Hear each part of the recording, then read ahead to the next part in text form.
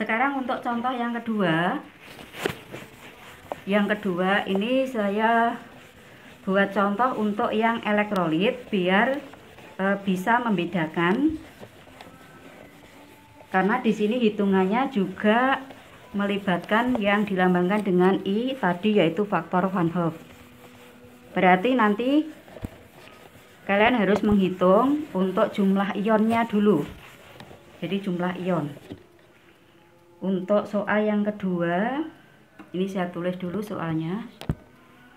Sebanyak 37 gram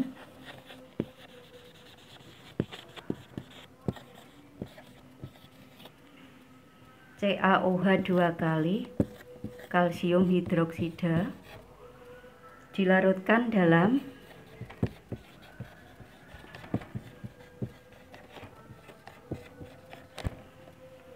250 gram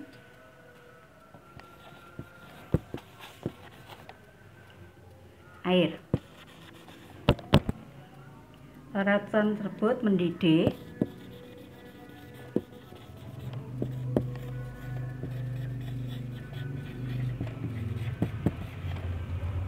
pada suhu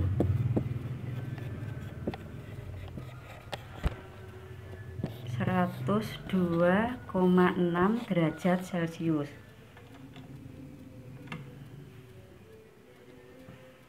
Jika ArCa 40, O 16, H 1 dan Kb air, ini Kb airnya diketahui yaitu 0,52 per molal.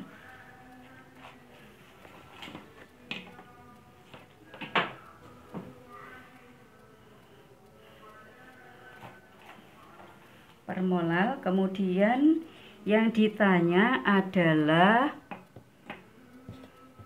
derajat ionisasi. Derajat ionisasi basa tersebut ini dalam satuan persen. Ini yang ditanya. Jadi yang ditanya. Nah, di sini CaOH 2 kali. Biasanya kalau diketahui rumus, yang diketahui rumus CaOH 2 kali dan di dalamnya ada unsur logam, berarti ini termasuk larutan elektrolit. Jadi termasuk larutan elektrolit, berarti kita uraikan dulu. CaOH 2 kali ini diurai menjadi Ca2 plus ditambah 2 OH min. Ca nya 1, OH nya 2, berarti N nya bisa dihitung yaitu 3. Jadi N nya sama dengan 3. Kemudian setelah itu, karena di sini yang diketahui adalah Ar, berarti kita menghitung Mr nya CaOH 2 kali. Mr CaOH 2 kali ini sama dengan Ca nya tadi 40, O nya 16 kali 2, H nya 1 kali 2. Kalau dijumlah di sini Mr nya 74. Jadi Mr nya 74. Nah, kalau sudah, karena di sini tadi yang ditanyakan adalah berkaitan dengan titik didih, berarti kita melibatkan delta TB. Delta TB sama dengan TB dikurangi TB 0. Ini kita hitung dulu. TB nya, titik didihnya tadi diketahui 102,6 dikurangi titik didih air yaitu 100, berarti hasilnya adalah 2,6 derajat Celcius. Jadi delta TB nya diketahui 2,6 derajat Celcius. Nah, kalau sudah, kita masukkan ke dalam rumus tadi, yaitu delta TB sama dengan Kb dikali M. Delta TB nya sudah dihitung yaitu 2,6, Kb nya tadi 0,52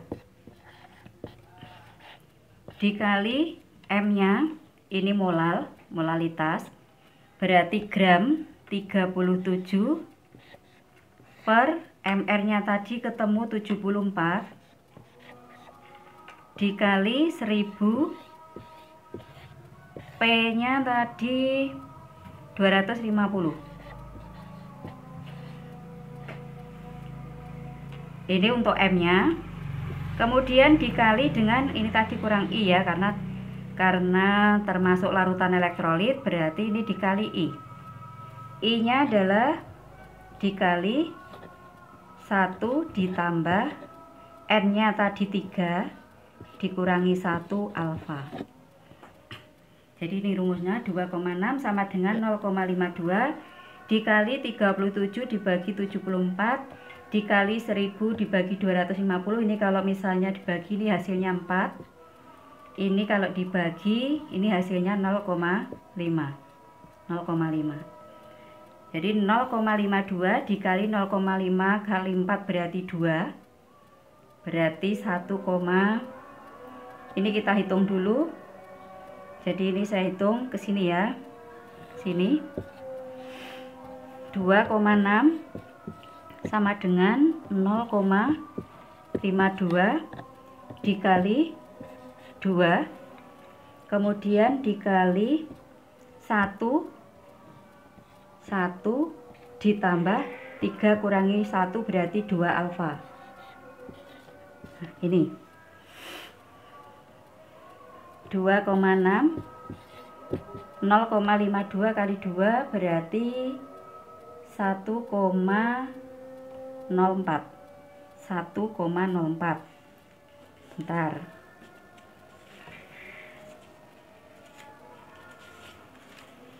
Ya. 1,04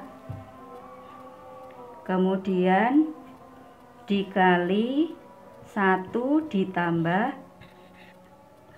1, ini tidak usah dikurung, ditambah 2 alfa. Nah, berarti 1 ditambah 2 alfa sama dengan 2,6 dibagi 1,04.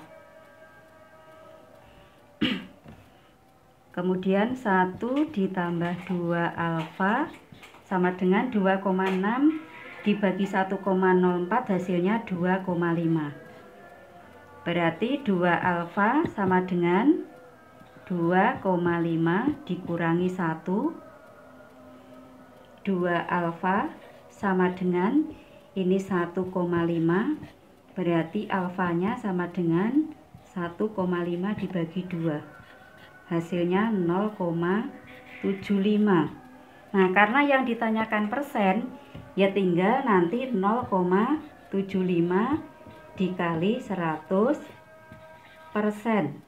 Hasilnya 75%. Ini hasilnya.